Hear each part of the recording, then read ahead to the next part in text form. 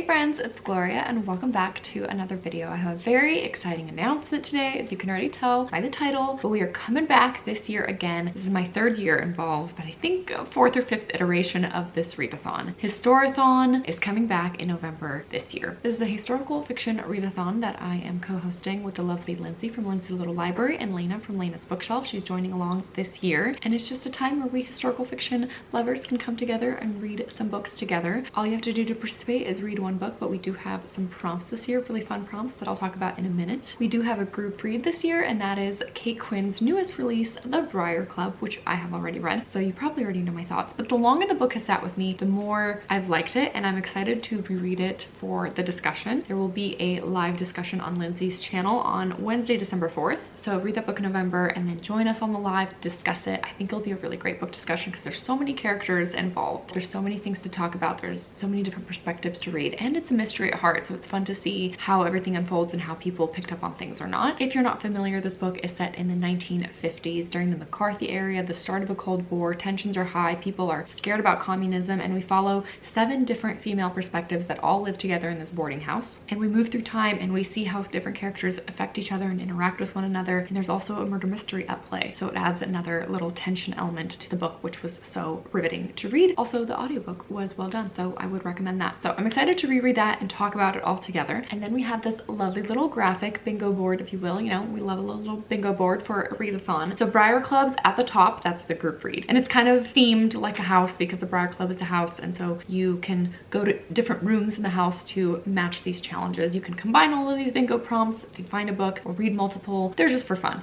They're just to get you to read something out of your comfort zone, to prompt you to pick up a certain kind of book. I will definitely be posting a TBR and recommendation video to match some of these prompts this year, so that'll be really fun. Stay tuned for that coming in the next few weeks. But let me just go through the prompts really quick. The first box is historical era exploration, so choosing a book that's set in an era that you're not familiar with. Like, a lot of people read World War I or World War II, so maybe read something completely different from that. Ancient Rome or the 20s. I mean, the Brier Club might hit that for a lot of people. I don't think there's too many historical fiction that are set in the 1950s that have to do with the start of the Cold War. I'm sure there are several, but if you haven't read too many, that one will tick this box as well. Then we have famous historical figures. Pretty self-explanatory. Read a book that focuses on a famous figure, whether they're the main character or protagonist or they're involved in some way. I know there's quite a few historical fiction books out there that often deal with a famous female historical figure that maybe was under the radar, we don't know too much about. Again, book recommendations and my TBR will be coming with tons of options for that. I think this is the prompt that I have the most books on my shelf that work for it, so lots of options. We have historical romance. I mean, it doesn't have to be the steamy covers. There's a lot of different kinds of historical romance, but romance plays a key role in the story. There's big, classic, chunky historical romances, but there's also a bunch of new, fun, lighter ones that have illustrated covers that are matching the trend these days, so the options are vast. Along the same vein, we have historical mysteries. Again, historical, but with mystery being the main subplot. There's also tons of options for this right now. I feel like there's so many little series and fun books that fit well with this. I'm currently in the middle of one and will definitely be reading more Maisie Dobbs to complete this because that is a historical mystery series. Then we have social issues / culture perspectives. More and more books, thankfully, are coming out with this trend and this theme of like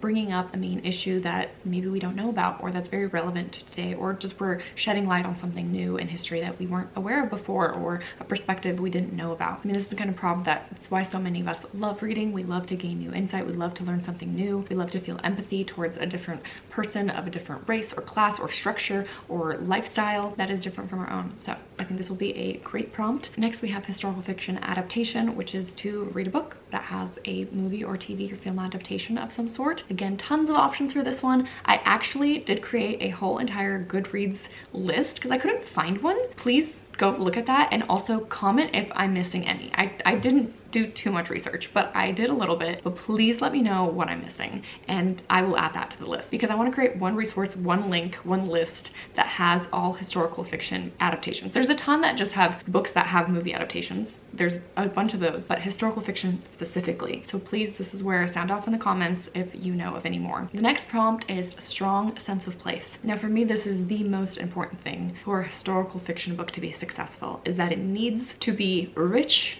in the atmosphere and the sense of place to really get the reader swept up in the history, to really care about the moment of time the author is trying to capture. I think that's so important to me. And so some books have more of that and maybe do it better than others. Again, I'm excited to see some people's recommendations, and I'll have to do a little bit more thinking about what book I want for my TBR for this one. I think I'm most excited to see what people are reading for that prompt. Next, I think the toughest prompt on the list is a historical / nonfiction hybrid. I know it is nonfiction November as well, one of my favorite readathons in the booktube calendar. And so I think this is a really fun one to find a book that is historical fiction, but also / nonfiction hybrid. This one will be a challenging one to find, and I've been doing my research because I'm hoping to bring some recommendations for everyone. And if you have any specifically for that prompt that immediately jump out to you, let me know. I think a lot of historical fiction is based on true events, but I think this prompt in particular needs to have a really good author's note where a lot of the book is based on true events and maybe incorporates like historical documents or real diary entries or quotes into the narrative. It kind of blends fact and fiction. I think for this prompt, the author's note at the end is really the key point of it all and all of the research that the author did. So I'm excited to see what people are reading for this one as well. This is like my second